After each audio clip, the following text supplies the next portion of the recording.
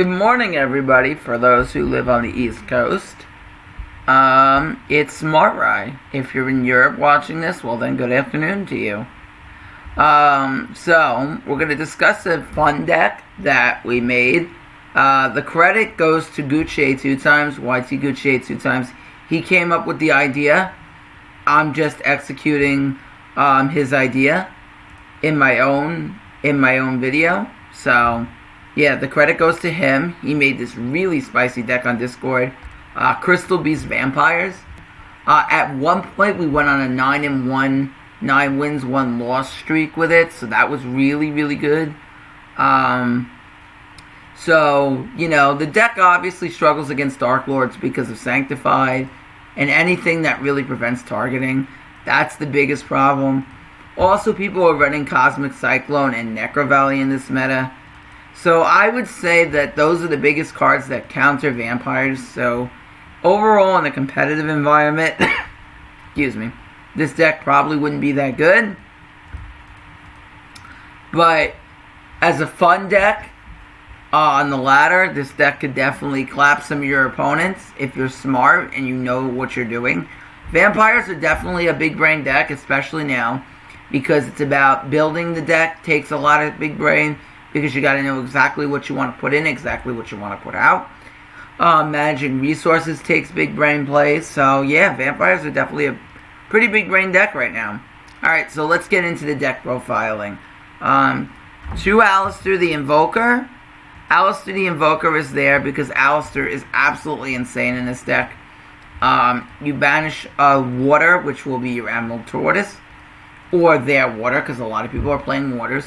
And then you can go into your Cocytus, banish an Earth, which could be your Gozuki, or one of their monsters, and then you can make your Magellanic. You also have double Kaliga. Kaliga, Alistair plus a Dark Monster. You can negate, not negate. They can only activate one monster effect per turn. So really good first turn against Dark Lord. This is what you want. Alright, so this is really good. Also, you can use it sometimes to play around one attack.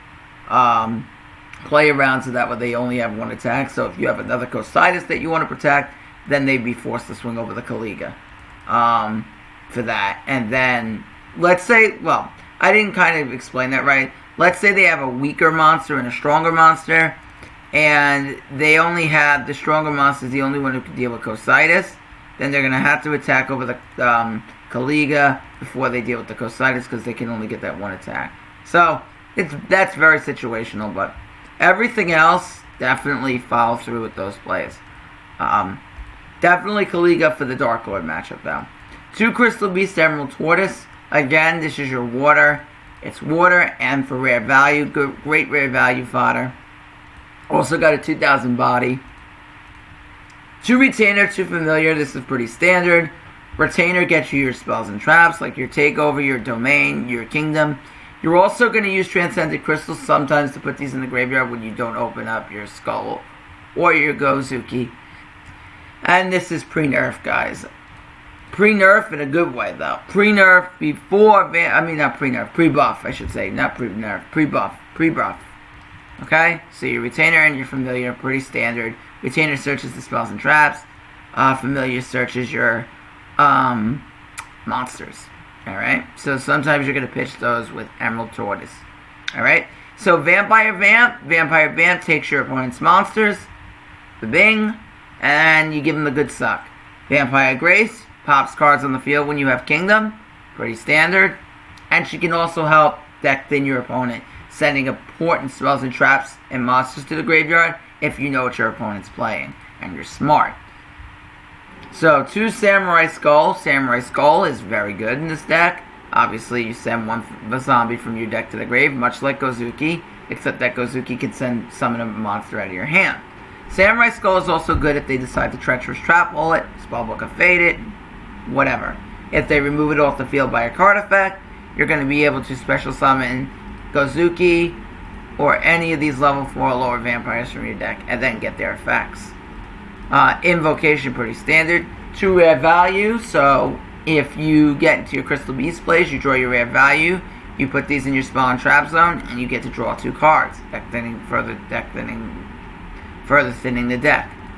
2 Vampire Kingdom, you need to play 2 because there is so much Cosmic Cyclone around. You will lose if you only play 1. It's going to really hurt you. Vampire's Domain, pretty standard. You tribute, you pay 500 life, gain the extra summon, and it's also good to be able to summon your Vampire Vamp and your Vampire Grace. Then you have your Vampire Takeover. Takeover is pretty standard. If you don't have a field spell in your field zone, you go ahead and activate your kingdom, and then you get to special summon this Vampire monster from your graveyard, so you can bring out your... it has to be Dark Vampire, but that's all we have. I don't know of any other that aren't Dark. 1 Familiar, 1 Retainer. You could summon any of those. So, ignore the 1. Familiar, Retainer, or your Grace. You generally won't summon Vamp unless you manage to... well, you could summon her. You could summon her if you get to the end phase, and then if she's still in the graveyard at the end phase, you can summon her. Just like your Grace. You could summon her at the end phase, and then you're able to summon a Vampire next turn and give him a good suck. Alright?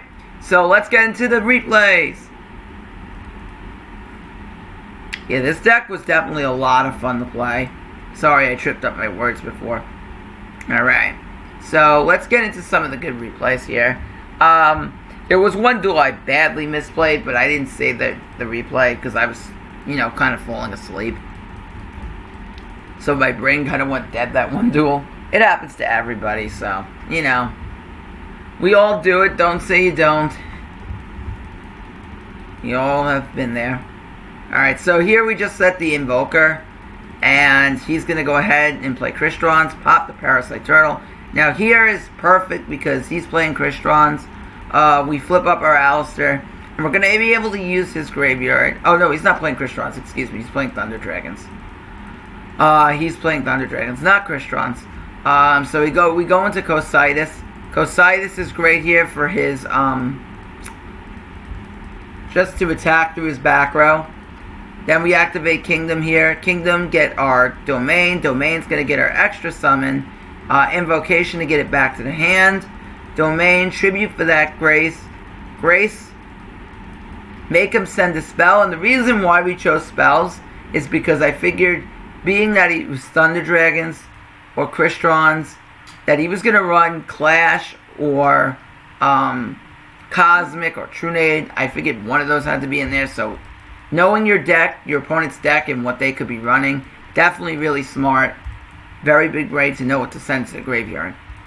Alright, so he goes Thunder Dragon Roar's effect, and we're going to be able to swing over his Thunder Dragon Hawk. He has to be very careful with that because he's expanding a lot of resources by using that. But here he makes a play for Chaos Sorcerer. Good play on his behalf.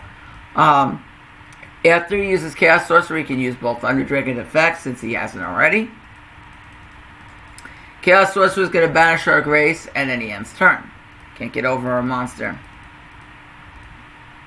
We use Familiar to quickly send Kingdom to the graveyard, activate Domain, summon our Alistair. Alistair searches our Invocation. Time for the good suck. Activate. Give me that. That Waldy, still not enough to protect him.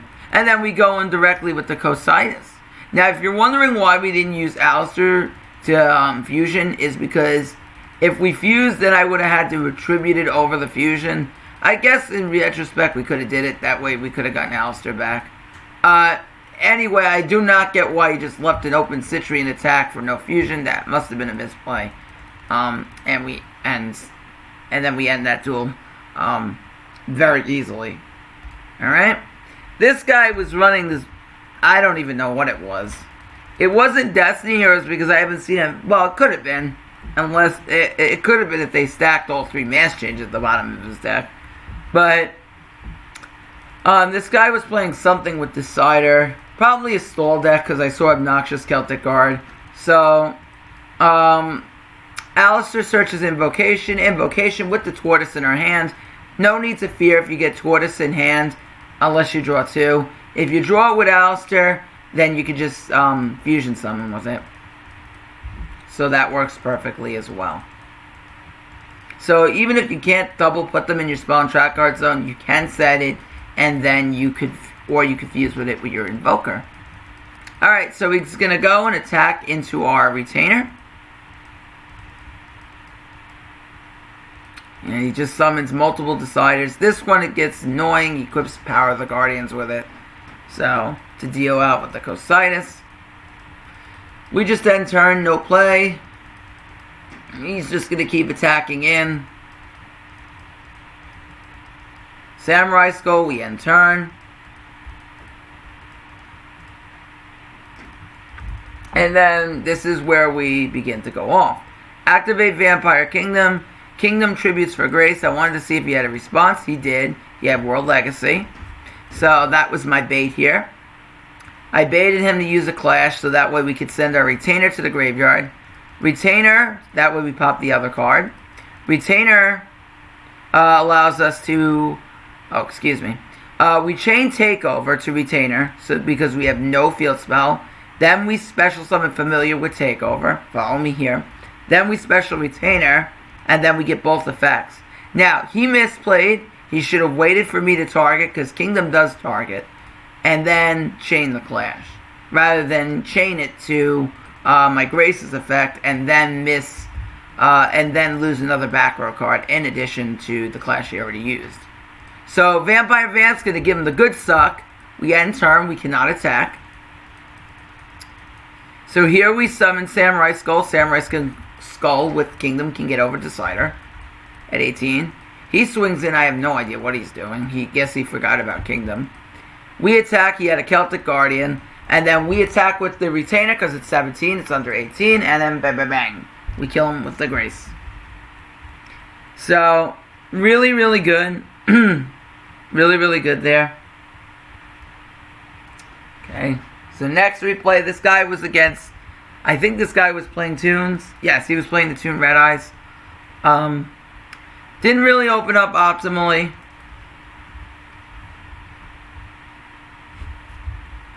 But we get him anyway. Alright. So we set the Retainer. End turn. We could have gone for Kaliga, but I decided not to. See, I decided with Tune. Let's see what he does first. Alright, so Familiar is going to go ahead, pitch our Retainer, search our Grace, activate Retainer, discard Takeover. I decided, let's go in for the OTK, activate Kingdom, Tribute, send Red Eyes.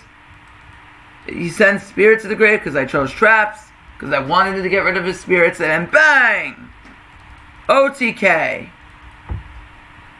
Easy. And because we used our Crystal Beast Emerald Turtle, that helped get things into the graveyard. Now, here, we go up against a little bit more of a fighting deck, a little bit more of a competitive deck than the last two. And this guy was playing Magnets. Alright? So, Transcendent Crystals right off the bat. We have 2 Vampires in hand, so we can get both Turtles. Then we can follow up with our rare value. Summon our Samurai Skull. Samurai Skull is going to send our Grace to the grave. The reason why we do this is because that way there's a good chance I'm going to have a Vampire in the end phase. So we leave it at that. So that way I can bring it back. And then he really won't be able to stop my Grace from coming onto the field with a Floodgate or whatever. No floodgating the Grace. So he activates Magnetic Field. Attacks. He has a very powerful field. So Vampire Kingdom. Kingdom's going to special our Grace back from the graveyard. I mean, Takeover is, sorry. Activate Shadow Mirror. This is a very good tech in Magnets. Definitely a really good tech. Activate Domain. Summon Gozuki. And I just wanted to plow him because I thought he would have like an Econ or a Powerful Rebirth back there.